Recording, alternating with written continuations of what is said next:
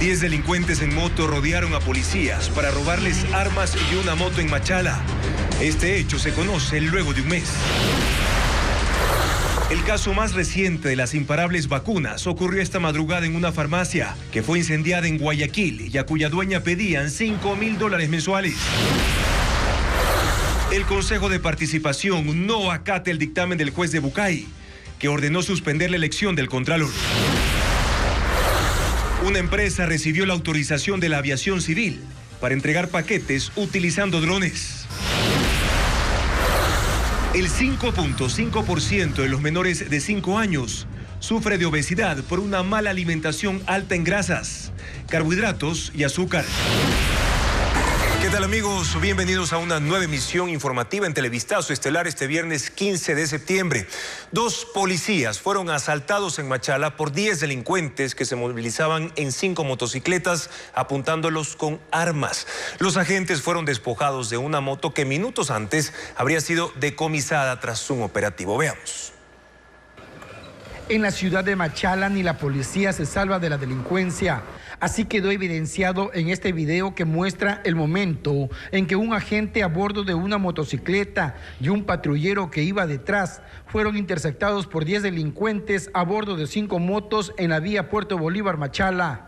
3 de los ladrones apuntaron al uniformado que se movilizaba en la moto, obligándolo a bajar, y otros 2 que rodean la camioneta abren una puerta y sacan un objeto de la parte de atrás.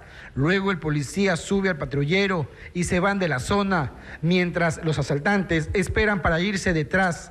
El robo de los 2 uniformados ocurrió en tan solo 37 segundos. Según el Departamento de Comunicación de la Policía en El Oro, aunque este insólito robo ocurrió el pasado 17 de agosto, recién hoy, tras la publicación del video en redes sociales, se enteraron de lo sucedido y se está tratando de identificar a los uniformados asaltados para ampliar detalles. Ese patrullero forma parte del destacamento de la entidad policial de Puerto Bolívar y la moto que se llevaron los delincuentes no pertenece a la institución.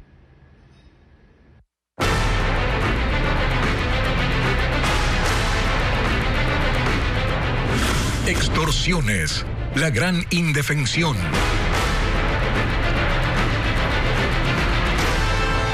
En Ecuador, las redes de extorsiones se extienden. Gremios indican que desde pequeños productores o comerciantes hasta grandes empresas han recibido amenazas de estos grupos delictivos. Por temor, algunos no denuncian y otros, en cambio, piensan en dejar sus negocios. Merlin Ochoa informa.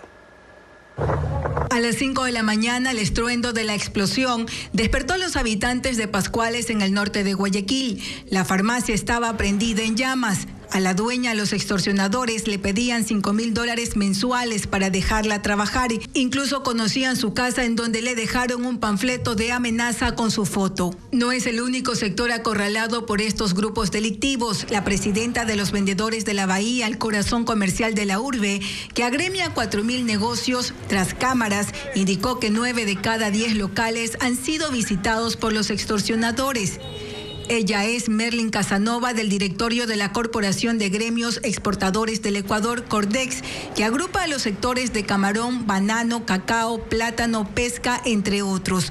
Los registros internos reflejan que desde el productor hasta el exportador han sido atacados. Nosotros tenemos como Cordex unos 500 incidentes que creemos que existen, pero seguramente puede ser el doble porque muchos no denuncian, muchos son comentarios que te dicen, me pasó esto, pero ya no lo denuncias y queda ahí, por temor, muchas personas por temor o también porque no creen que se vaya a resolver. Que en algunos de los casos los extorsionadores están afuera de las plantaciones esperando el pago que exigen, por lo que quienes han podido hacen teletrabajo. Entonces todo el día tienes que pensar qué vas a hacer, qué no vas a hacer. Muchos empresarios ya no están en sus plantas directamente, sino que tratan de ver cómo trabajar prácticamente desde casa. Comenta que también se han registrado casos de quienes están pensando en dejar sus negocios frente a la amenaza de ser asesinados. De las 5.900 denuncias de Fiscalía por extorsión, solo 593 corresponden a las denominadas vacunas en Ecuador durante este 2023. El mayor número de reportes corresponde a extorsiones virtuales, según detalla la UNACE, que junto a la Fiscalía atiende estos casos. Reporta Vanessa Robles. Cuando ocurre una extorsión y el afectado decide asentar la denuncia en fiscalía o hacerlo mediante la línea 1-800 delito, se elabora un oficio a la UNACE para que intervenga de manera inmediata. Si hay identificados, el caso entra a un proceso directo en flagrancia. Y si no, se deriva a la unidad de denuncias contra autores y cómplices sin identificar del país.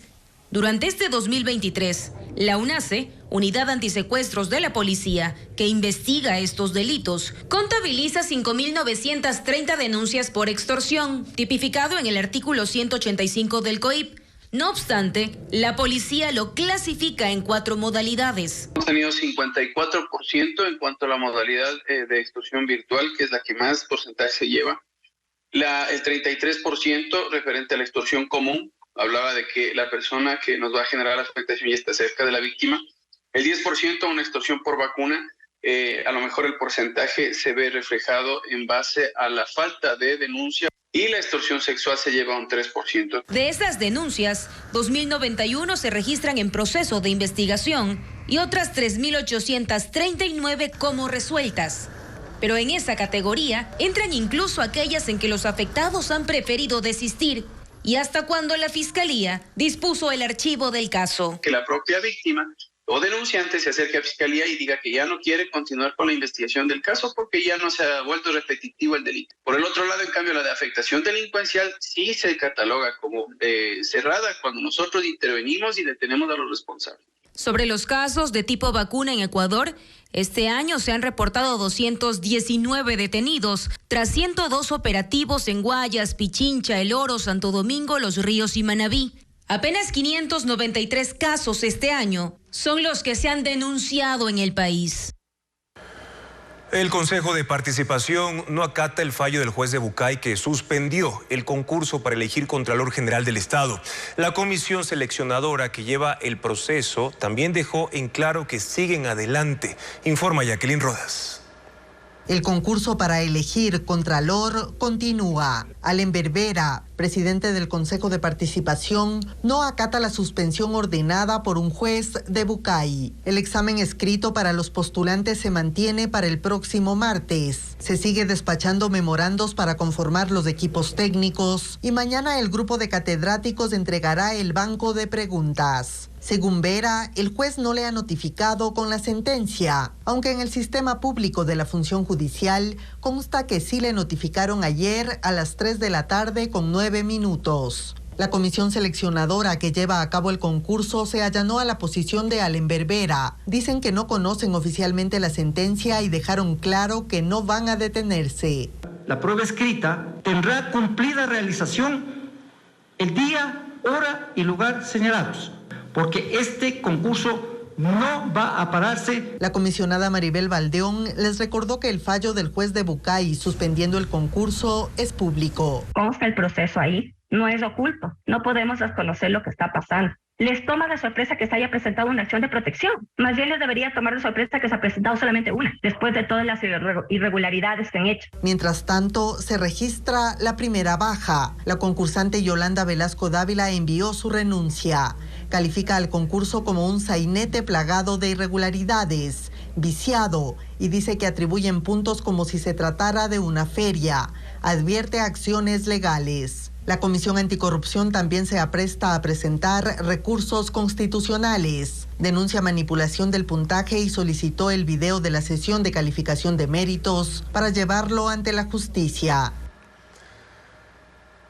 La Fiscalía General del Estado dio un plazo de 5 días a la Corte Constitucional para que remita copias del dictamen con el que blindó las decisiones del Consejo de Participación Transitorio.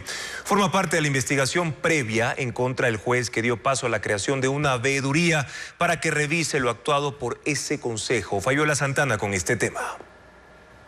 La decisión del juez de Montecristi, Leiber Quimis, de disponer al Consejo de Participación Ciudadana la creación de una veeduría que revise lo actuado por el Consejo Transitorio genera más pedidos de información entre instituciones públicas.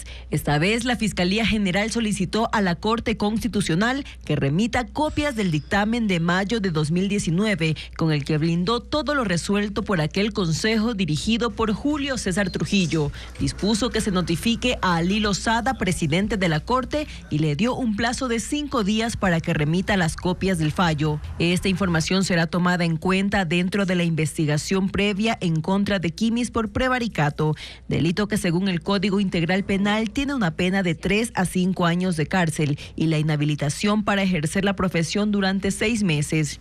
Estas son parte de las diligencias que se practican por la denuncia presentada por el delegado de la Procuraduría del Estado a inicios de septiembre. Mientras el Consejo de Participación sigue con la creación de esta veeduría y la Corte Constitucional llamó a audiencia a su presidente Allen Berbera y a los consejeros de participación para decidir si incumplieron o no ese dictamen. ¿Cómo se están moviendo geográficamente los candidatos presidenciales en su campaña? Patricio Díaz informa que han concentrado, por ejemplo, en las provincias en las que el candidato Cristian Zurita ganó en la primera vuelta.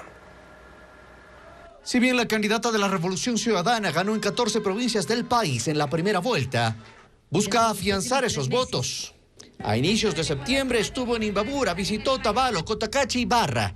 Ahí hay casi un 40% de votos en juego, que no fueron ni de Luisa González ni de Noboa.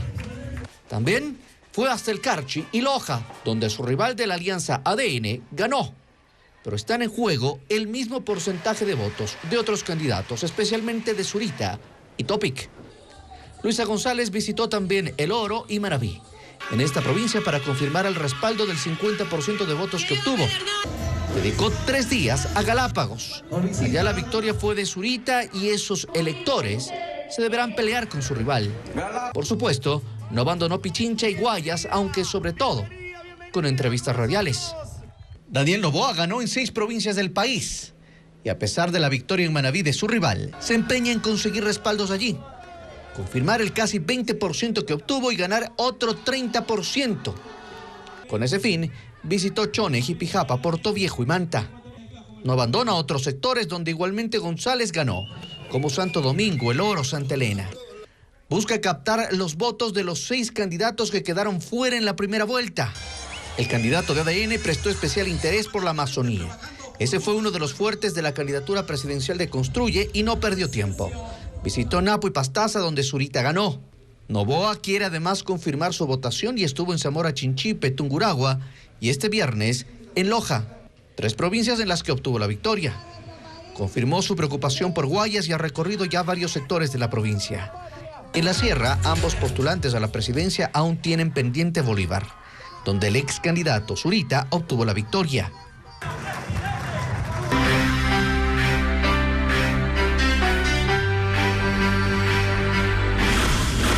Botero, el arte de los gorditos.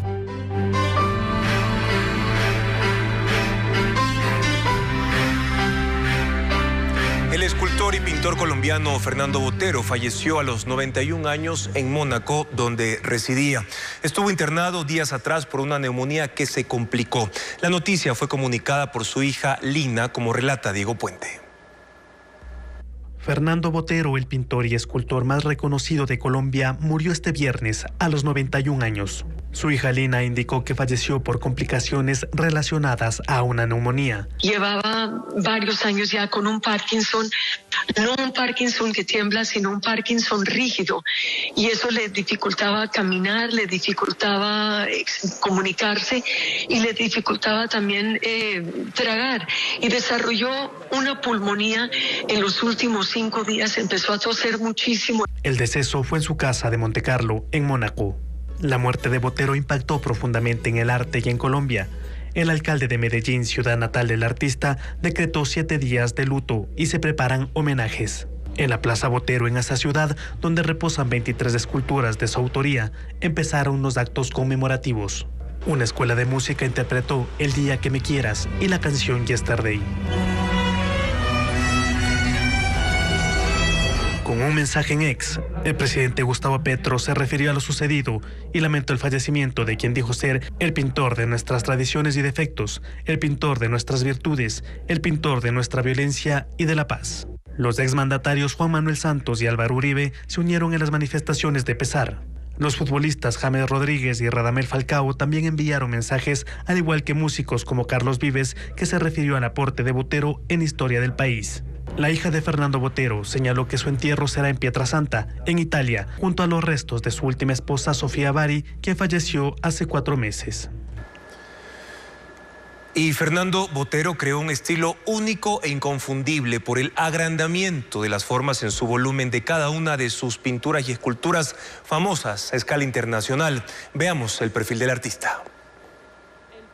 Hay luto en el arte y en Colombia por la muerte de Fernando Botero, mundialmente conocido por su vasta obra de pinturas y esculturas con figuras de gran volumen. El artista nació en Medellín en 1932 y se dio a conocer por un estilo que adquirió nombre propio, el boterismo. Botero definió su destino desde pequeño, dibujaba sin parar y tuvo que defender esa pasión incluso ante familiares. Tenía tíos campesinos que consideraban que pintar no era un oficio adecuado para un chico. Fue un dibujante excepcional. A los 16 años vendió su primera obra. Como parte de su formación viajó a México, a Estados Unidos y a Europa. Fue especialmente importante su estadía en Nueva York, considerada como un laboratorio del arte y de la vanguardia. Al comienzo pintaba en forma tradicional, inspirado particularmente en los maestros italianos. Siempre fue figurativo y casi por accidente encontró a sus gordos al deformar las imágenes, que lo posicionaron en el mercado por su visión tan original. De espíritu cosmopolita, Botero vivió periódicamente en sus apartamentos en México, Nueva York, Pietrasanta y París, donde padeció la muerte a los 4 años de uno de sus hijos, Pedrito, que inmortalizó en algunos de sus cuadros. Nunca se alejó de su país. En Colombia es especialmente reconocido por su generosidad. Donó gran parte de su colección con obras de grandes artistas mundiales para un museo en Bogotá y creó con sus obras un museo en Medellín. Además, expuso sus voluminosas esculturas en plazas y calles de Santiago de Chile, Barcelona, Génova, Jerusalén, París, Nueva York, entre otras ciudades. Sus obras llegaron a museos y colecciones privadas. Son altamente cotizadas. Si en algo se puede resumir la vida de Botero es que pintó, dibujó y esculpió sin parar. Su legado lo convierte en el pintor y escultor colombiano más reconocido en la historia. Una primera pausa y más adelante en Televistazo les contamos cómo funciona la primera línea de transporte aéreo urbano de bienes en el país. Quito ya cuenta con la primera línea de transporte aéreo urbano de bienes. La empresa recibió la autorización de operación y ya vuela sus aviones sobre la ciudad. Francisco Garcés explica cómo funciona ese servicio. Estos son los primeros aviones no tripulados que vuelan en Quito. Son fabricados en Ecuador y transportan pequeños paquetes. Aerialub recibió ya el permiso de la Dirección de Aviación Civil y empezó así su operación comercial en 5 rutas que unen el norte y el sur de la ciudad y cualquiera de esos puntos con Cumbayá y el Valle de los Chillos. Estos aviones, que pesan 17 kilos, son cargados con paquetes de hasta 3 kilos. Siguen las rutas preprogramadas y autorizadas que los llevan sobre las quebradas, parques y bosques de la ciudad hasta 100 kilómetros por hora. No entregamos los productos a las casas o a las oficinas de las personas, sino que nuestra operación se desempeña dentro de estos sitios de despegue y de los corredores aéreos aprobados, donde lo que hacemos es reducir el tiempo de traslado de productos y de bienes entre un 70 y un 80%.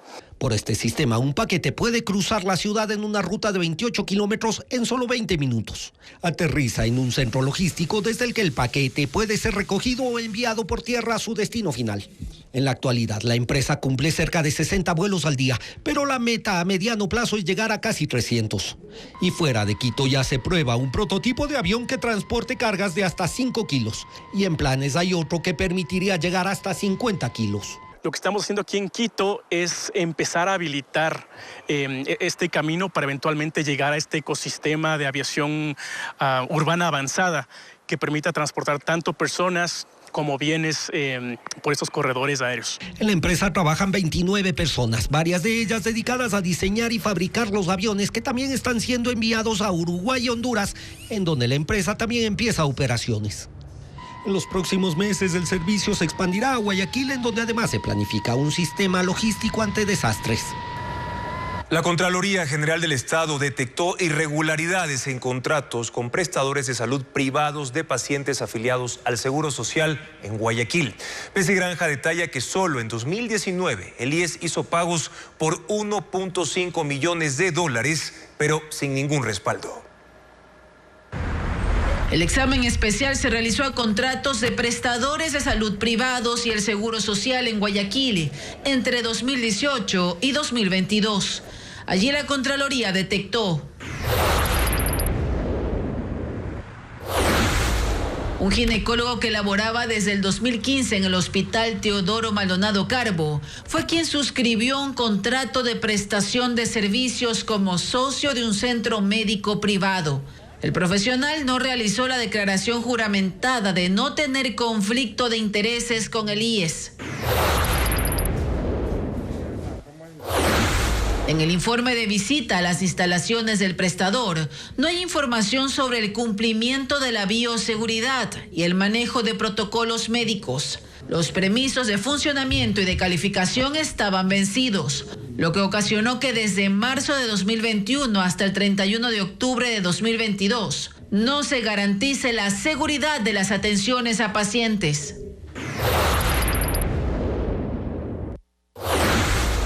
En diciembre de 2019, el Seguro Social realizó pagos por más de 1.5 millones de dólares a los prestadores privados, sin documentos que respalden las atenciones de los afiliados.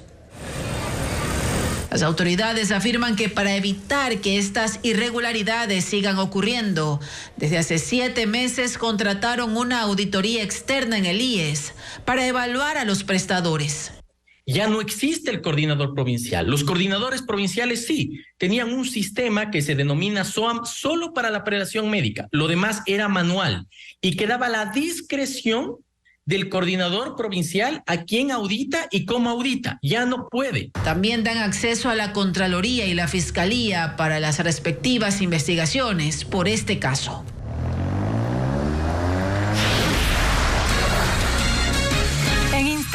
¿Cuáles han sido las decisiones de Italia, Alemania y Francia tras la llegada masiva de migrantes desde África?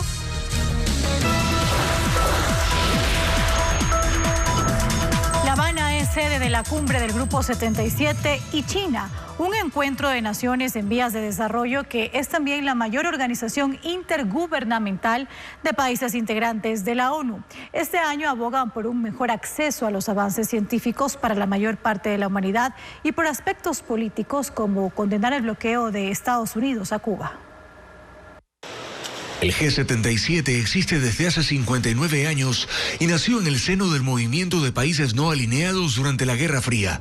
Hoy tiene 134 miembros más China, que se sumó en 1992 como un colaborador externo. Y ahora se espera una mayor interacción con ese país en el desarrollo de iniciativas para cerrar la brecha económica y la brecha tecnológica entre el mundo industrializado y los países en desarrollo. Pero además con el ingrediente político y la idea de cambiar las reglas del juego económico internacional. De los desajustes cíclicos. Cuba preside el grupo por primera vez y el presidente Miguel Díaz-Canel dijo que después de todo el tiempo que el norte acomodó al mundo a sus intereses, ya le toca al sur cambiar las reglas del juego. El presidente de Venezuela hizo un llamado a que terminen las medidas unilaterales de coerción a todos los países, incluido el bloqueo de Estados Unidos a Cuba, un tema que es parte del borrador de la declaración final que dejaría fuera, sin embargo, temas como la invasión de Rusia contra Ucrania o las nuevas dictaduras en África. Mientras que el secretario general de la ONU, Antonio Guterres, decía que el mundo le ha dado la espalda a los países en desarrollo, agobiados por la pobreza, el hambre, deudas impagables y los efectos de desastres climáticos. La cumbre del G77 concluirá este sábado y en parte se ha convertido en la antesala de la Asamblea General de las Naciones Unidas, que arrancará el 20 de septiembre en Nueva York. El presidente de Francia, Emmanuel Macron, condenó el secuestro de su embajador en Níger por parte de los soldados que dieron el golpe de Estado a finales de julio. El diplomático Sylvain Ité, junto a otros altos funcionarios franceses, permanecen retenidos en el edificio de la embajada en Niamey y no se les permite ingresar sino raciones militares de comida. Los golpistas intentan cortar las relaciones con Francia. Níger fue colonia de ese país hasta su independencia independencia en 1960, pero mantuvieron hasta ahora acuerdos y cooperación en temas industriales, comerciales e incluso militares. Franceses que estaban de vacaciones en Marruecos al momento del terremoto de 6.8 del pasado viernes formaron un grupo de voluntariado. Ahora llevan asistencia sanitaria a las aldeas remotas que quedaron aisladas por los derrumbes. Ha pasado una semana del devastador terremoto que sacudió el centro de Marruecos y aún hay comunidades que esperan asistencia médica. Los derrumbes han dificultado el acceso a ellas, pero voluntarios extranjeros se están abriendo paso para atenderlos.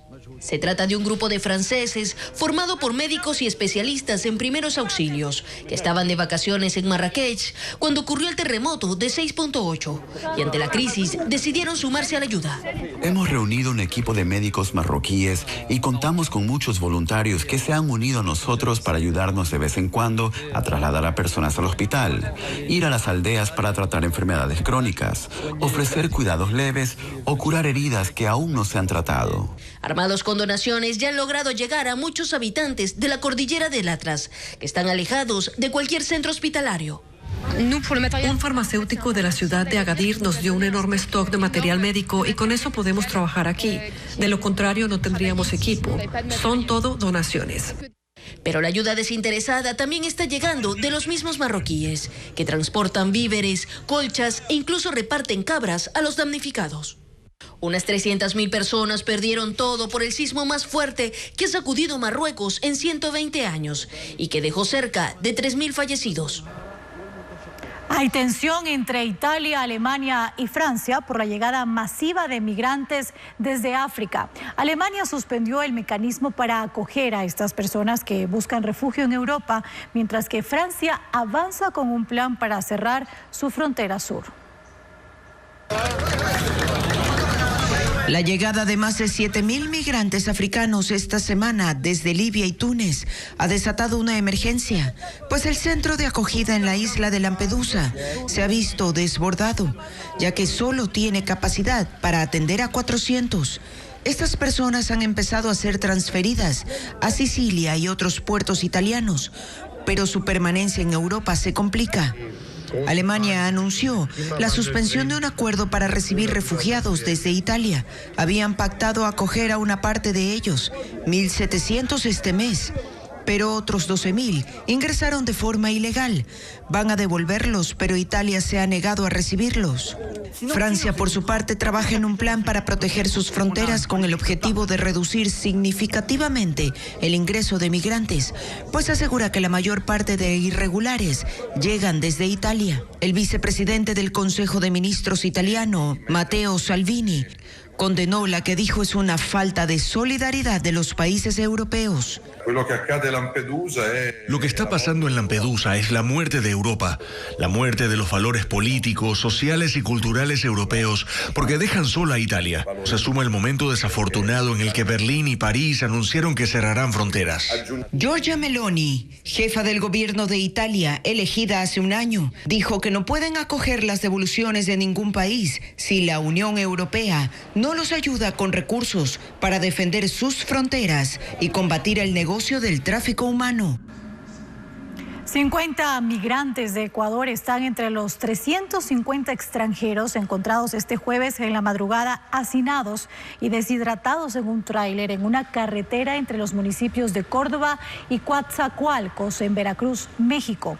Ellos pretendían cruzar a Estados Unidos. Según las autoridades, dentro del camión viajaban también menores de edad, pero no especificaron el número. Los viajeros estaban deshidratados y fueron detectados porque se escucharon sus gritos desde el vehículo.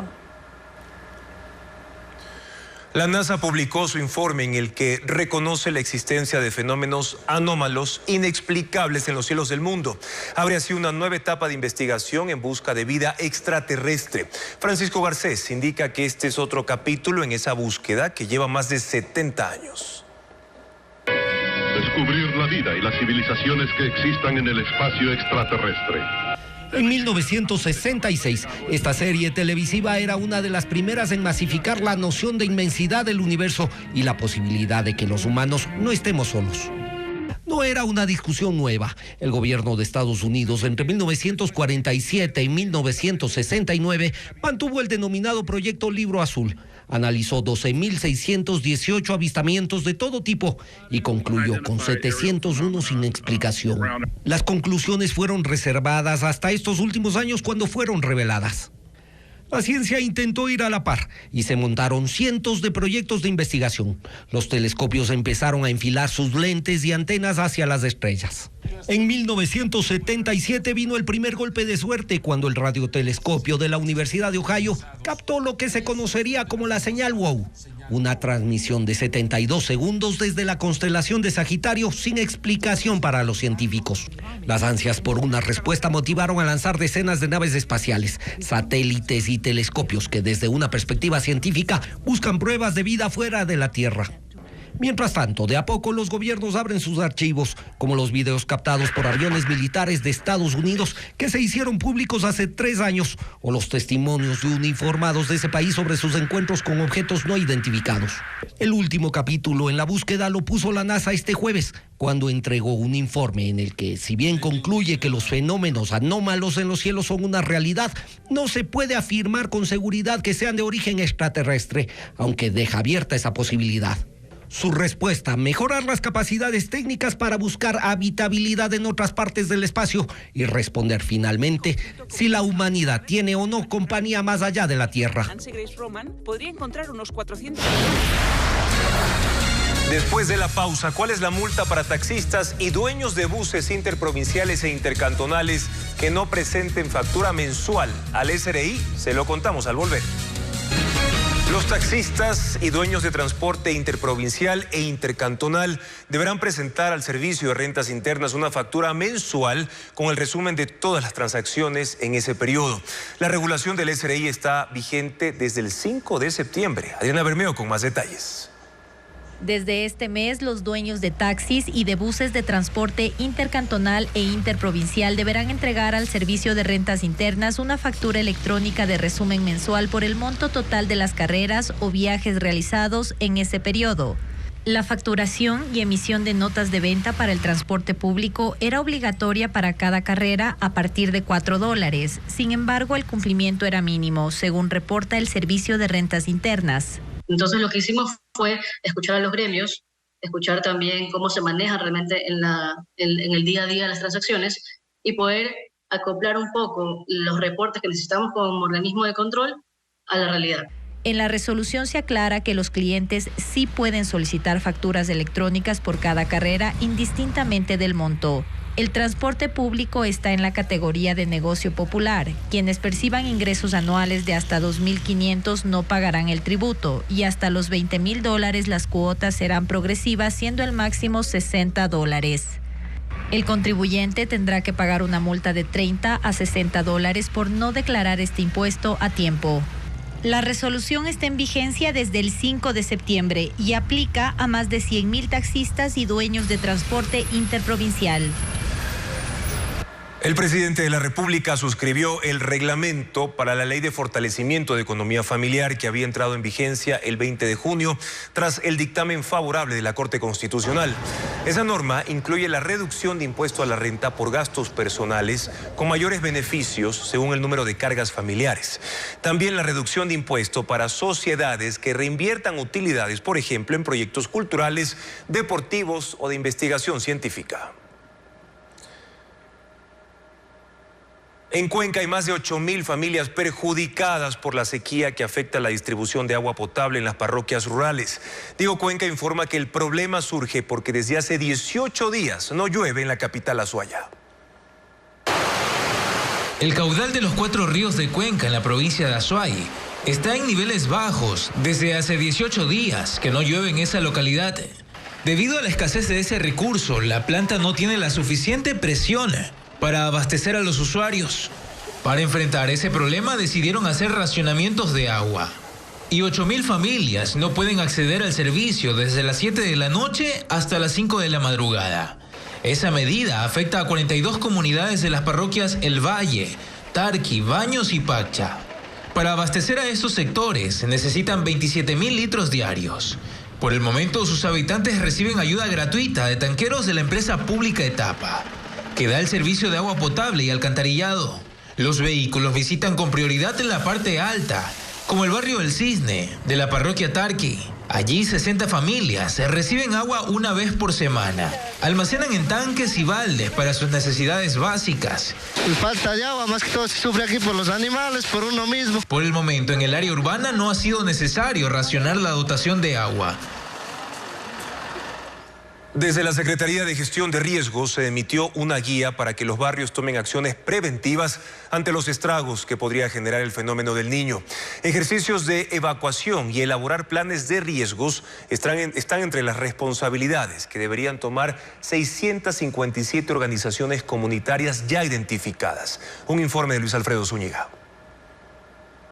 17 provincias, 143 cantones y 489 parroquias están en alerta amarilla por su vulnerabilidad ante los efectos que podría dejar el fenómeno del Niño, como lluvias torrenciales, inundaciones, deslizamientos de tierra, colapsos, interrupción del servicio de agua potable, falta de alimentos, enfermedades y fallecimiento de personas. Riesgos que aumentan para los habitantes de zonas periféricas por sus condiciones de vida. Ante esto, la Secretaría General de Gestión de Riesgos ha emitido una guía para organizaciones comunitarias de recomendación y responsabilidades que deberían asumir para disminuir los estragos. Lo primero es que desde ya se debe limpiar espacios y estructuras comunitarias para reducir inundaciones. Son 657 comités comunitarios los que se han identificado en las 17 provincias y este documento ya se ha socializado en 245 de estos, incluyendo 179 priorizados por tener mayor vulnerabilidad. En aquellos se aplicará otra de las recomendaciones. El tercer punto es elaborar o actualizar planes de gestión de riesgos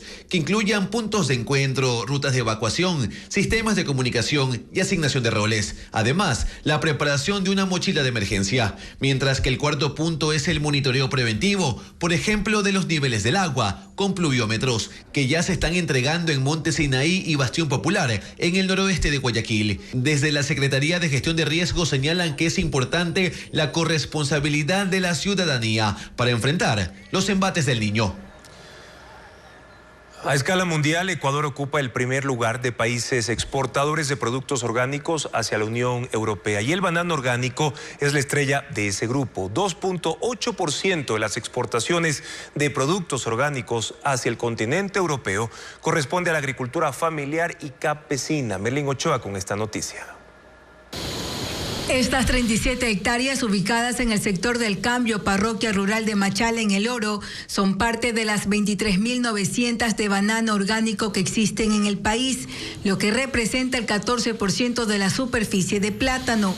En las plantaciones, tanto el enfundado de la fruta como todo el proceso de cultivo se lo realiza sin el uso de pesticidas, herbicidas o fertilizantes sintéticos.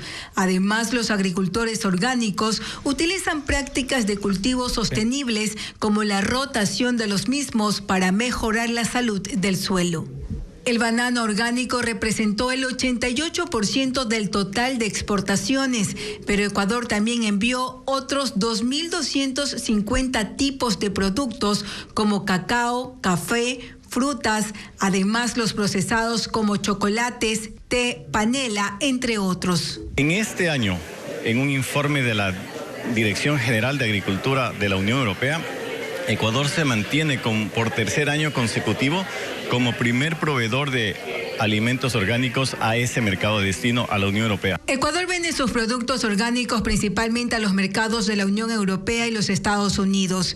En el 2022 exportó 345.522 toneladas, mientras que de enero a mayo del 2023 fueron 199.247 toneladas. No solamente hemos logrado cumplir volumen, calidad, sino también integridad orgánica. ¿Qué quiere decir eso?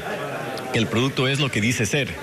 Eso viene acompañado de sellos de certificación, viene acompañado de un sistema nacional de control. En las 80.000 hectáreas existentes en Ecuador, 10.000 familias se dedican a este tipo de producción. La mayoría trabaja en la agricultura campesina. Agricultores de 4 provincias aplican hongos en sus plantaciones para evitar que la enfermedad Fusarium raza 1 marchite sus cultivos de banano. Diego Cuenca con los resultados positivos de la investigación. Un grupo científico de 30 personas del Instituto Nacional de Investigaciones Agropecuarias INIAP determinó que el hongo Trichoderma evita que el hongo Fusarium raza 1 infecte plantaciones de plátano o banano. Es la conclusión luego de 2 años de pruebas en sus laboratorios en Mocache, Los Ríos. Eso que parece lama verde es el tricoderma. Al ponerlo junto al Fusarium, el hongo aísla a la enfermedad y no permite que ataque. Así evita que la planta sea infectada. Una vez que comprobaron las bondades del hongo, decidieron crear una mezcla. La sustancia es adherida a arroz precocido o arrocillo. Luego pasa a un proceso de incubación para que el hongo se reproduzca en 8 días. Finalmente, en unas bandejas secan el producto durante 16 días más. Estamos produciendo desde el año 2022 aproximadamente 600 kilos, cada 21 días. En cada funda con tricoderma hay 300 gramos, suficiente para blindar 1 hectárea. Eso lo combinan con agua y luego lo aplican utilizando bombas de mochila o por el sistema de riego de las fincas. Y al ser expuestas al Fusarium raza 1, el resultado fue positivo porque no se murieron. Ha pasado 1 año del experimento y siguen vivas. El próximo objetivo es comercializarlo a escala nacional y enviar el producto a Colombia y Perú. Actualmente 250 hectáreas de banano, plátano y orito están cubiertas con tricoderma y beneficia a 2.500 productores en Manabí, El Oro, Guayas y Los Ríos.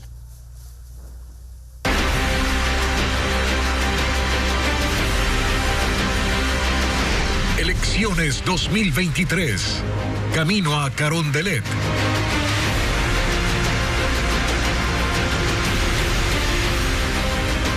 Según el calendario electoral, estamos a 9 días de que arranque oficialmente la campaña para segunda vuelta, aunque los candidatos a la presidencia ya están recorriendo el país y organizando concentraciones públicas desde hace varias semanas. Hoy Daniel Noboa visita Loja y Luisa González, Manabí. Es el tercer día de Luisa González en tierra manabita. Ha estado en varios cantones y hoy su agenda la lleva hasta Portoviejo y Manta, en donde ha programado reuniones con dirigentes sociales, líderes barriales, jóvenes universitarios y medios de comunicación. Piedras hay que vender, piedras vendemos, pero salimos. En cada encuentro, serio o informal, aprovecha para recordar que ella nació en esa provincia.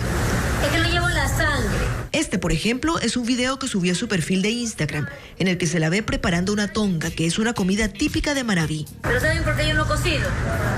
Porque que luego se enamora. Daniel Noboa se despidió hoy de la Amazonía y llegó a Loja. Ahí su agenda incluye reuniones con autoridades, con un frente de jóvenes y con gobiernos parroquiales. Y como hoy es viernes, tiene previsto cerrar el día con una caravana que incluye desde artistas hasta fuegos artificiales. Centro de Desarrollo de Carrera. En redes sociales, Noboa subió apenas un par de videos. El primero, hablando de uno de sus programas de gobierno. Y el otro, uno de pocos segundos, en los que aparece con su esposa durante una sesión de fotos. Aún no se conocen los lugares que los candidatos y sus campañas visitarán durante el fin de semana. El Servicio de Rehabilitación Social investiga a 2 guías penitenciarias que festejaban en un local con 2 hombres supuestos miembros de un grupo delictivo. En 2023, al menos 30 uniformados de la entidad han sido destituidos por actos de corrupción, como precisa Bessie Granja.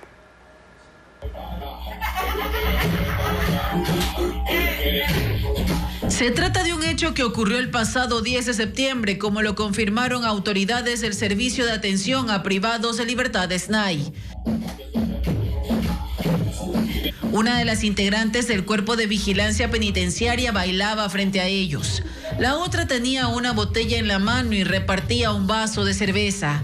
Autoridades del SNAI informaron que actualmente se cumple un trámite administrativo disciplinario contra ellas, de acuerdo a lo estipulado en el reglamento del Cuerpo de Seguridad y Vigilancia Penitenciaria. Sin embargo, se desconoce si fueron retiradas de la cárcel El Inca, en Quito, donde cumplen sus funciones. En lo que va de 2023 se han levantado 448 sumarios administrativos contra funcionarios. y al menos 31 guías penitenciarios fueron destituidos. Si bien no se detallan las causas de cada proceso administrativo, muchos tienen que ver con actos de corrupción como permitir el ingreso de objetos prohibidos. Tal como ocurrió el pasado 8 de agosto cuando la Fiscalía de Guayas procesó a 3 guías penitenciarios por tratar de ingresar municiones y hojas de sierra metálicas en la penitenciaría del litoral de Guayaquil. 4 días antes, en ese mismo centro, otros 2 uniformados fueron vinculados al hallazgo de droga, armas y otros objetos en las oficinas del SNAI. Allí también fueron detenidos el exdirector de la cárcel y 5 funcionarios administrativos. El Servicio de Rehabilitación Social tenía previsto invertir $4 millones en la compra de escáneres para las cárceles. Sin embargo, el proceso de compra culminó, pero sin adjudicar un contrato. Diego Puente con más detalles. El proceso para adquirir escáneres para las cárceles fracasó. En los centros de rehabilitación fueron destruidos equipos para la revisión de maletas y nunca llegaron otros aparatos tecnológicos ofrecidos para revisar autos que ingresan a los recintos. Existe un informe de necesidad que emitió el Servicio de Cárceles en el que advierte la urgencia de adquirir 37 escáneres para la revisión de maletas, 8 escáneres corporales, 96 detectores de metal manuales y 64 arcos de detección de metales. La intención era dotar a 12 de los 36 centros de rehabilitación clasificados con un nivel de peligrosidad alto y en el que se evidencia mayor ingreso de objetos prohibidos. El proceso, que tenía un valor de $4 millones, debía finalizar en agosto. Según este documento oficial, no hubo interés de compañías nacionales para participar en la subasta. Se espera la respuesta del Servicio de Cárceles para conocer si habrá un nuevo proceso y cuándo se prevé instalar los equipos. Los controles para evitar el ingreso de objetos prohibidos a las prisiones se hace a la antigua. En la mayoría de los 36 centros de rehabilitación a escala nacional se usan perros para la detección de drogas, cacheos para decomisar armas o dinero e incluso métodos como la revisión manual de cavidades en el cuerpo. Solo en las regionales de Cotopaxi, Guayas, El Turi y El Rodeo sirven escáneres corporales para la detección de objetos sin necesidad de usar las manos. La encuesta nacional sobre desnutrición infantil revela que un importante porcentaje de esa población tiene sobrepeso y en qué territorios hay mayor incidencia. Carla Delgado amplía los datos verificados. En Ecuador, el sobrepeso y la obesidad afectan al 5.5% de niños menores de 5 años. Así lo advierte la última encuesta nacional sobre desnutrición infantil. Los estudios también ubican la mayor incidencia de casos en la costa rural, con el 6.3%. Especifica que las ciudades con más niños en esta condición son Guayaquil con el 7% y Cuenca con el 5.8%. En el Hospital Pediátrico Vaca Ortiz de Quito, por ejemplo, de cada 10 menores de 5 años atendidos, 4 tienen algún desorden alimenticio. Tiene que ver con muchos hábitos que tienen no solo los niños, sino los cuidadores de los niños, la alimentación, la escasa actividad física, por ejemplo, los cambios en los hábitos de los niños en cuanto a dispositivos móviles, por ejemplo, horarios de dormir. Y no solo eso, sino también la predisposición genética, los antecedentes familiares. Si estos hábitos no se corrigen, el problema se traslada a la adolescencia y posteriormente a la edad adulta, en la que 1 de cada 4 tienen obesidad. Hay muchas alternativas saludables que podemos incluir como snacks a los niños en las dietas, por ejemplo, las frutas, las verduras, las zanahorias. La obesidad es una enfermedad crónica multifactorial que en la mayoría de casos deriva en enfermedades cardiovasculares y metabólicas como diabetes. El fentanilo será la peor amenaza para Estados Unidos en 2024. Según un informe del Departamento de Seguridad Nacional de ese país, la llamada droga zombie superará al terrorismo como el principal riesgo para la población debido a la gran cantidad de muertes que ocasiona. El documento señala que los traficantes han contribuido a que las mezclas de fentanilo sean cada vez más letales, impactando directamente a las comunidades. Este opioide sintético, hasta 50 veces más potente que la heroína, mata a casi 200 personas al día solo en Estados Unidos.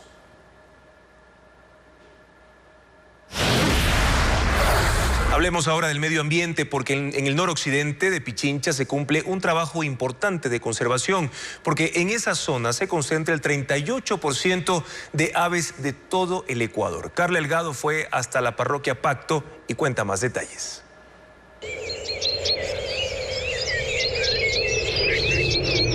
A 87 kilómetros al noroccidente de Quito está la parroquia Pacto. La zona es conocida por su alta biodiversidad al ubicarse en el Chocó andino. Aquí se hace una labor importante de conservación animal. Una de las más visibles es la protección de aves, de las cuales se contabilizaron 640 especies, lo que representa casi el 38% de todos los tipos de aves del Ecuador. Esta tarea no es fácil. Se necesita recuperar los bosques y sobre todo conciencia ambiental. En la reserva Mashpi-Amagusa empezaron desde hace 12 años. Explican que antes aquí talaban los árboles y hacían actividades agrícolas que ahuyentaron a las especies. Tras 11 años de reforestación y de un cambio de actividad, las aves retornaron. El bosque es justamente lo que ellos necesitan para sobrevivir. Tiene que ser húmedo, tiene que estar nublado, tiene que estar el 97% del año más húmedo, más fresco. Entonces ellas buscan esos espacios. Hoy, la comunidad vive del turismo sostenible. Los ornitólogos, es decir, científicos de aves de todo el mundo, vienen hasta la zona para estudiarlas. Es que solo en la reserva Mashpi-Amagusa se registran 279 especies, 24 de ellas endémicas, como esta tangara verde reluciente, una de las más admiradas por su particular color. Las tangaras son aves pequeñas, miden entre 12 y 14 centímetros de longitud. La mayor diversidad está en las selvas andinas. Algunas especies emiten sonidos distintivos que son replicados por los guías.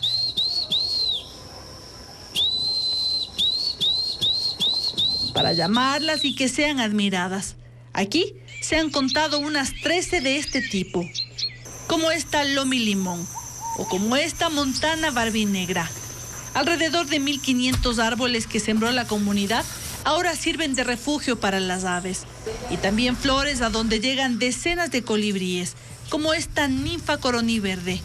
Poseen una estructura anatómica que les permite volar como un helicóptero, en cualquier dirección. Mientras lo hacen, producen un zumbido que alerta a otras aves.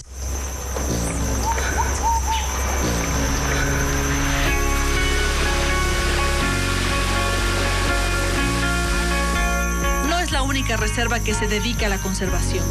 También Sachahuatusa. Aquí es común encontrar a las aves piquigruesas, intentando hacer su nido. Y si se tiene suerte y se espera con paciencia, también se puede ver al tucán lomirrojo, una de las aves insignias conocidas como el tucán del Chocó. Tienen que movilizarse mucho para buscar frutos, también comen animales pequeños, pájaros pequeños y todo. Y si el bosque no está sano, se van extinguiendo. Las aves representan una de las especies de mayor importancia en las dinámicas de los ecosistemas. Cumplen funciones ecológicas, como la dispersión de semillas y la polinización de las plantas. Solo en la zona se ha logrado la recuperación de unas 600 hectáreas de bosque para su hábitat.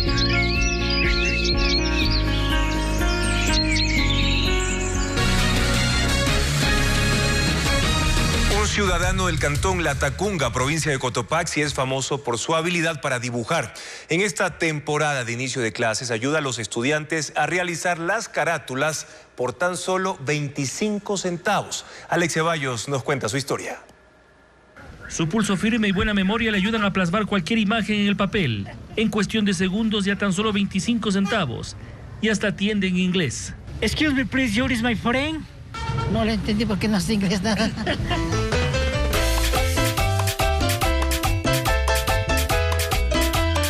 El inicio de clases es la temporada más ajetreada para Mario Lozada. Toda su imaginación es muy solicitada para las carátulas en los cuadernos.